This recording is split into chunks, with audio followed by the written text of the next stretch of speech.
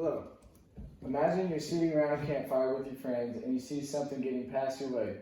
When it reaches your hand, you have to make a decision. Do I want to try this or say no to this harmful substance? I'm of course talking about vaping. Vaping is bad for all ages, especially the young. With its popularity growing, it is important not to pick up this habit or persuade anyone else to start this habit. Vaping is very harmful to the body. Vaping is addictive. Vaping is targeted at young people. However, there are solutions to vaping. Vaping is very harmful to the body. In the last few years, there has been an outbreak of lung injuries and deaths associated with vaping. Hopkins Medicine stated that, and as you can see here, there are a few side effects that can happen with vaping. There are many harmful ingredients in vapes. There are small, unclean organic compounds that can cause the lungs to fog up, and one of these harmful ingredients used in vaping is diacetyl, which is used to flavor and enhance these vapes. Diacetyl is made up of metals such as tin, nickel, lead, and each time you inhale it, there's a higher chance to get popcorn lung, which we'll talk about that in just a second, and that can cause the lungs to just slowly die out. Vitamin E acetate is used as a thickening agent and can swell the lungs up to where it could push out other organs or completely explode over time. Some vapes include tetrahydrocannabinol, or THC, which is marijuana. So some vape pens actually have marijuana in them and can be used as a marijuana vape. As you can see here, this is a representation of popcorn lungs. It literally looks like pieces of popcorn outside the lungs, and that is just whenever the harmful metals get into the lungs and start to sprout up. Next part, vaping is highly addictive.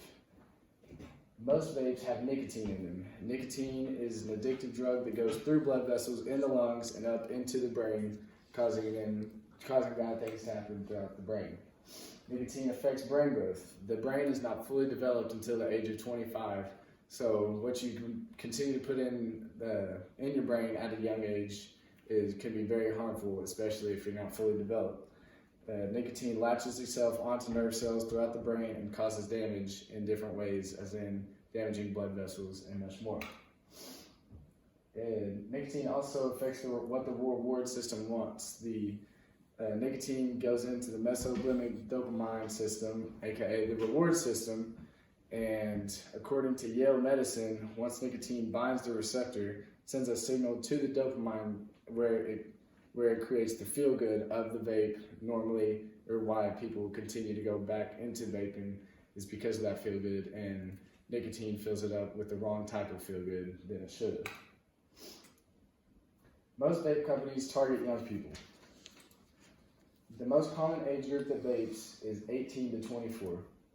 This group provides for underage kids most of the time. It's been a fact that anyone that can buy vapes most of the time provides for anyone that is underage. So it is important to not be around these people who can possibly do that.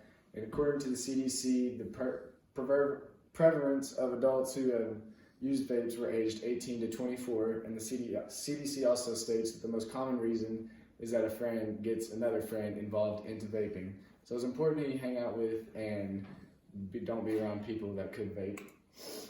Nicotine is more addictive for the youth. As the brain continues to develop, nicotine coats itself in different parts of the brain, so the want for more nicotine as you're younger continues to grow, the younger you are. And it's also harder to quit.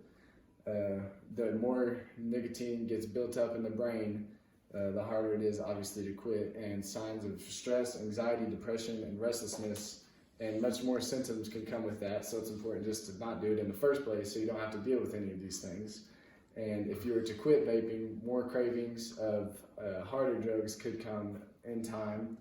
And the most common drug picked up after vaping is cigarettes, which is very harmful, more harmful than vaping. As you can see this graph here, this is just from 2019, but about 9% of 8th graders vape and over 25% 12th graders vape. It's very sad to see kids at that young age vaping and what could potentially happen to them. Resolving this problem. It's important to educate children early on the problems of vaping. It's important to tell them how it can be addictive and how it can affect the body in the future rather than how it feels good in the moment. There's been many steps taken to raise tax on vapes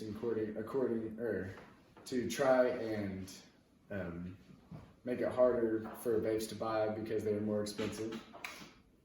It's also very important, removing ads targeting youth has been very important in the past. There's been steps being taken to take these ads off of mainstream media sites such as Facebook, Instagram, YouTube, just sites like that, such as this one right here, which is surrounded by the little Sour Patch Kids, to try to show that it's okay, just like it's okay to eat candy. It's also important to live in a smoke-free environment. You have to practice what you preach, and it's hard to do. Not influence the younger people by doing it to other people. As you can see here, here's a little vape that is used to not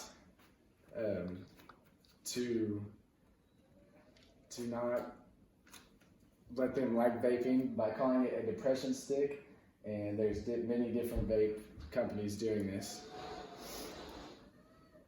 So vaping is very harmful to the body. Vaping is addictive. And vaping is targeted at young people. So it's important, just to touch on that again, this shows how sick vaping companies really can be if they were to target young people like they do, which is very unhealthy. And vaping can be contained by taking simple steps such as raising taxes, removing ads, showing the true facts about vaping. So, the next time you have an opportunity or a chance to get a vape put in your face, just say no. Thank you.